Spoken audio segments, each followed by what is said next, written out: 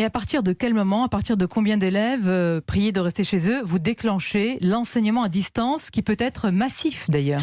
Alors ça c'est un des points les plus importants parce que là pour le coup on est sur un sujet qui dépend strictement de l'éducation nationale. Nous nous y sommes préparés depuis plusieurs semaines. En réalité dès que le coronavirus a commencé à se déclarer en Chine, nous avons préparé avec le CNED, donc notre opérateur d'enseignement à distance, qui s'est beaucoup modernisé tous ces derniers temps. Nous avons donc préparé tout un système pour que les élèves français en Chine puissent bénéficier de cet enseignement à distance. C'est donc très opérationnel depuis ce moment-là. Nous avons élargi le système, ce qui fait que par exemple pour les élèves de ce collège d'Amiens dont je vous parlais, ou pour ceux qui sont obligés de rester chez eux, eh bien nous avons mis sur pied ce système qui permet de la grande section de maternelle jusqu'à la classe de terminale d'avoir les cours et même les devoirs à faire qui sont avec une assistance aux devoirs qui est faite à distance grâce au CNED. Et s'il y a plus d'élèves qui doivent rester chez eux, est-ce que vous êtes aujourd'hui en capacité, est-ce que vous pouvez nous le dire, de déployer ce dispositif de manière plus large encore? Oui, le dispositif... Pourquoi certains syndicats en doutent? Oh bah c'est un peu leur métier si je puis dire, c'est-à-dire qu'il est normal qu'on formule des doutes, mais voilà, je peux vous le dire, nous avons notre dispositif qui est prêt, je l'ai testé moi-même, nous avons aussi prévu les connexions nécessaires, il peut y avoir 7 millions de connexions en même temps, et donc nous sommes prêts, nous sommes d'autant plus prêts que cela a commencé, nous sommes prêts même le cas échéant à faire des classes virtuelles, c'est-à-dire un système qui permet à un professeur d'être en visio avec l'ensemble de sa classe à distance, ce que nous avons préparé permet de faire cela. Qui paye l'absence de 14 jours de travail d'un parent qui doit rester avec son enfant en quatorzaine à la maison?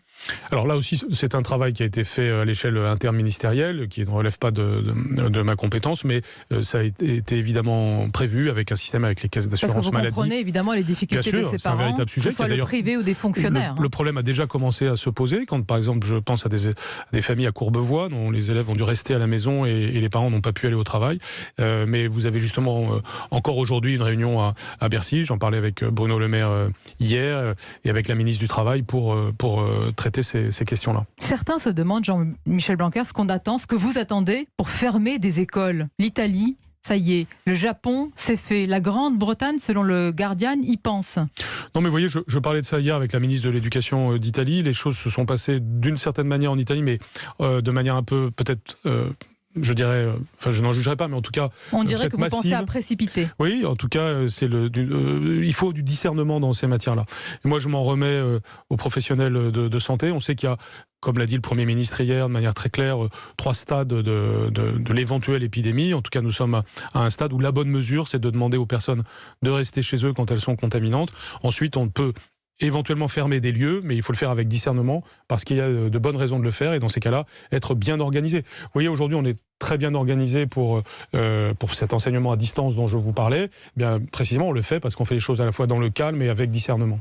Mais vous envisagez quand même le scénario de fermeture d'écoles? On envisage. Tous les scénarios sont sur la table pour être prêts en cas de nécessité, mais on ne précipite pas les choses parce que le remède, parfois, peut être pire que le mal. Si vous mettez à paralyser la France, vous aurez toute une série d'inconvénients. Je ne parle même pas seulement des inconvénients économiques, mais des inconvénients pour le fonctionnement normal du pays. Et du coup, ce serait même contre-productif pour la gestion de l'épidémie. Donc nous sommes aujourd'hui, je vous dis, en train d'abord tous unis derrière les autorités scientifiques et de santé pour agir de manière appropriée et ensuite développer des protocoles. S'agissant de l'éducation, c'est notamment l'enseignement à distance qui est la bonne réponse. On l'a compris, enseignement à distance pour le moment, mais il peut y avoir une hypothèse de fermeture d'école. Dans ce cas-là, monsieur le ministre, ce sera une consigne générale. Chaque recteur d'académie ne va pas décider de ce qu'il va faire. Il y aura des choses claires au niveau bien sûr, national, il y a une règle, sur chaque territoire. Il y a des règles claires à l'échelle nationale et ensuite une déclinaison territoriale. C'est pourquoi chaque recteur d'académie travaille avec le préfet et l'agence régionale de santé.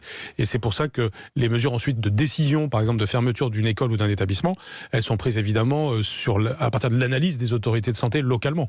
Et c'est ce qui se passe pour ce collège d'Amiens et qui pourrait se passer pour certains établissements ou écoles dans les temps qui viennent, au cas par cas, sur la base d'analyse locale.